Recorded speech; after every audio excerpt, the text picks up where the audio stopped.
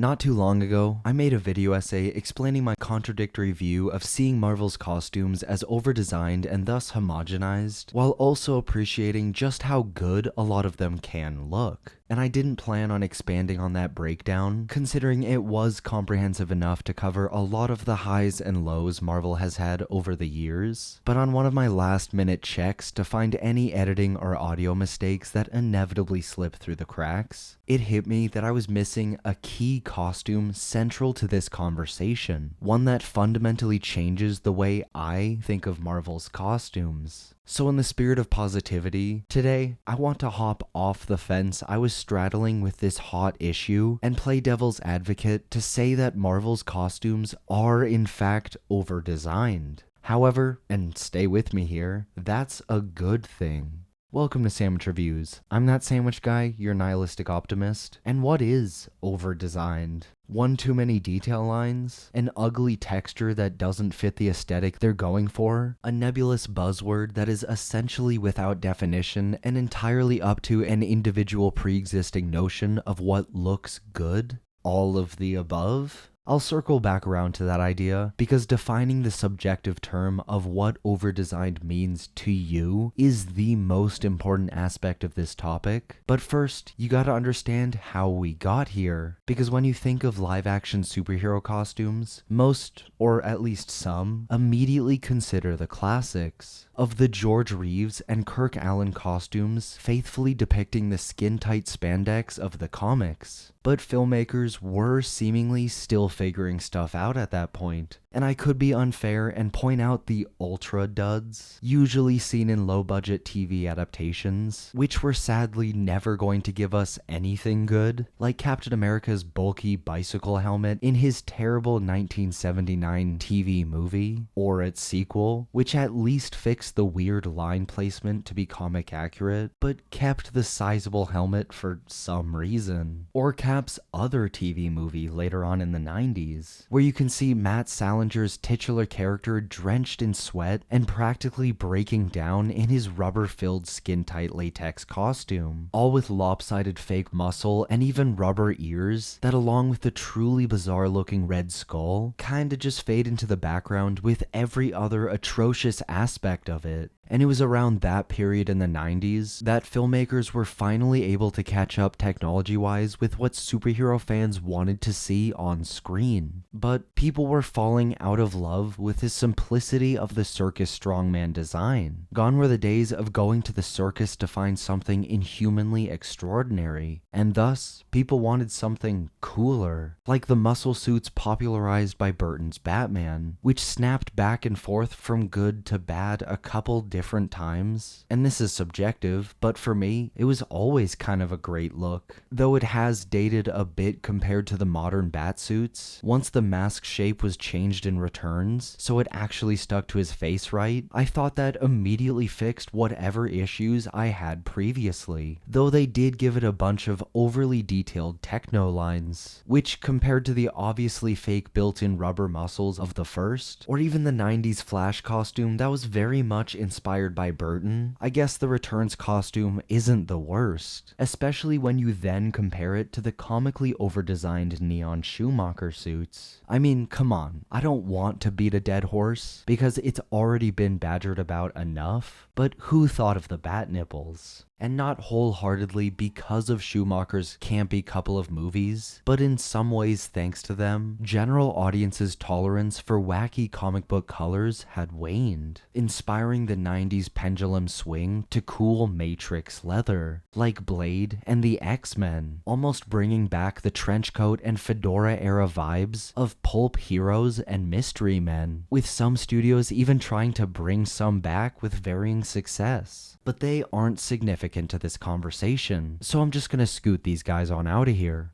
Just a bit more? Yep, there we go. Alright, now that we got that out of the way, we can finally dive into what I truly made this video about. That being, and you know what this is, you looked at the title, but Iron Man, who in hindsight is obviously central to this topic, which makes it kinda insane that I didn't bring him up in part 1 of this, but hey, you live and you learn. Yet with Iron Man being Marvel's first real attempt at creating their very own on-screen superhero without lending the character out to keep the lights on, it's beyond amazing to think how it might still be their best. Just think back to 17 years ago in 2008. God, my back hurt just saying that. To when we were given our first real glimpse of this sleek robotic superhero that most did actually assume was a robot. But after everyone saw that first Iron Man movie, Tony Stark didn't just become a household name. The film also cemented how cool these dumb comic book characters can be with a little modern day production flair. Of course, when tackling his design for Marvel's new movie, they knew they needed something breathtaking and inarguably cool. So they decided to draw concept art, with 2005's extremist design being the foundation, moving away from the basic metal armor he started with, or the simpler shiny yellow and red sleeves rolled up look he had after. And I'll give credit where it's due, because the extremist run is a very fantastic comic written by Warren Ellis, but it's the artist Adi Granov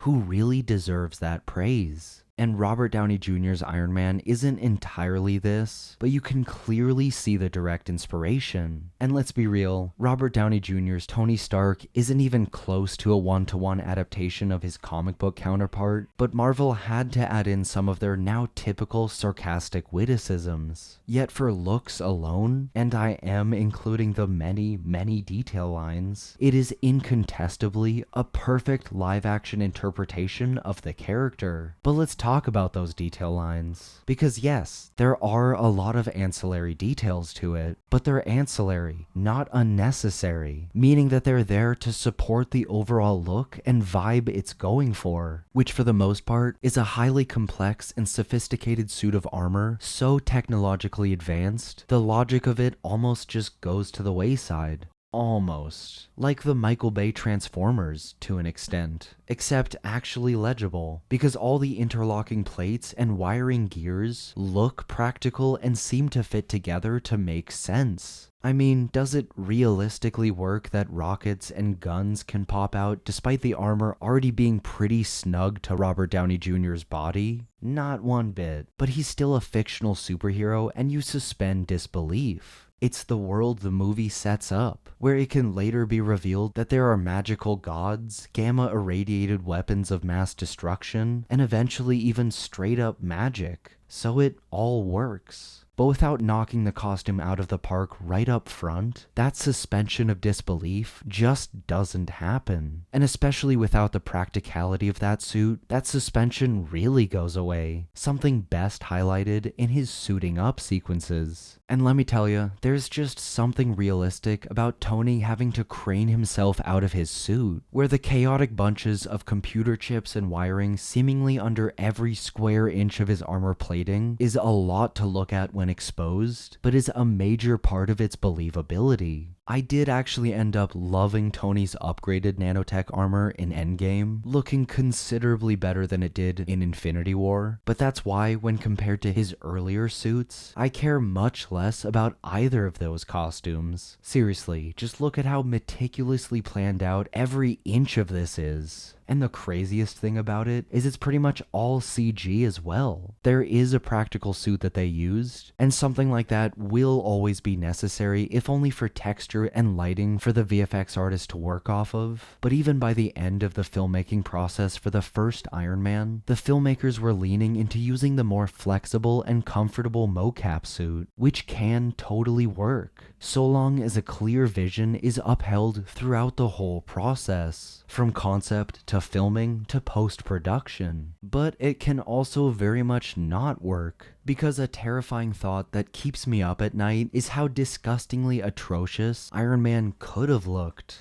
Just imagine if we got one in the 90s. I can barely even picture how clunky and unflattering it would have been, where even a Hollywood production with budget couldn't have saved the hero from getting the ridiculous bicycle helmeted look Cap was stuck with. And the scary part is, Hollywood was talking about making an Iron Man movie at that time, floating the idea of Tom Cruise starring as Tony Stark. A fact I assume you're aware of, since we're in the era of nostalgic cameos to things that never even happened. Nevertheless, I am beyond glad Hollywood waited a couple decades to really take a crack at the character, mainly just because of the technological leaps and bounds made with visual effects in that time. Though, just to be clear, with me being the impatient person I am, if I was in the 90s and someone told me I could either get an Iron Man movie right then and there, or had to wait until 2008 to get a genuinely great interpretation, my dumb self would take the first option 11 times out of 10. But looking back with hindsight, there's no realistic way to depict someone so technologically advanced with the filmmaking tools they had then, because the character really needed the CG photoreal metal that the 2010s perfected, where not only could the VFX keep up with the visual necessities of a modern superhero movie, but also with enough creative input to recontextualize that hero's look for the big screen. For Iron Man, giving him a mix of comic accurate and real world that theoretically, in a comic book universe, could actually exist. At the very least, without an inflated or even distorted suspension of disbelief. That all comes together to make an interpretation that doesn't just look cool, but will last. Needless to say, that idea of reinterpreting a superhero in live action can go very, very wrong. Some people even argue that a redesign is never necessary. On my best days, I do believe a full spandex look can be great so long as everyone in front of and behind the camera is 100% committed, but it also makes sense why we never get that. However, too often do Hollywood studios and filmmakers fail when giving someone a cool modern-day alteration. There's a reason why I used words like recontextualize and reinterpret. That's because it's not a reinvention, yet a lot of production designers make that mistake. And for some topical examples, look no further than the recent glimpse we saw of Doom, a look that includes plenty of small details and textures, but one that I also think is perfect. Obviously, it's not as beautifully simple as just a green cloak and a waist belt could be, but adding detail like the chainmail underneath and the not quite Romani, but at least vaguely Eastern European textured finish, all comes together to make something that will be convincing and credible in the next Avengers movie. We still have yet to see if it actually looks good in motion, but I have high hopes for his design. Do I wish it wasn't Robert Downey Jr. under the mask? We're not here to talk about that. Instead, let's look at one more modern day example, because it wasn't too long ago that a lot of people weren't happy with Superman's new look. Of course, flash forward a year or so to when the movie actually came out, and there are legitimate criticisms, but the only real naysayers are those with baseless complaints, because the many leg and torso lines are there for nothing more than to be ancillary details, which, to state again, aren't unnecessary, because if you remove them, the costume becomes way too flat and bland. It's the same principle as the added fake rubber muscle definition I talked about earlier, which brings to mind Shazam's most recent on-screen outings. And say what you will about the movies, because I'm not about to defend them, even though I did enjoy the first, yet that costume is undeniably also perfect. Throwing back to the costumes of the past and calling them out for being spangly messes, while still crafting something acceptably cool. But on the other hand, go one step too far and it's easy to call out a padded or heavily armored costume for looking dumb. But 99% of the time, without it, so long as you're not Superman, it will look worse. But getting back to Iron Man, because that is who this video is about, I really love the steampunk redesign he got in Ackerman's recent Stark Roxxon War, which people might know from the big anime sword he wields during that event. However, bring that design into the movies, even a direct one-to-one translation, and someone's gonna say there's too many tubes, or that they ruined Iron Man by making him steampunk.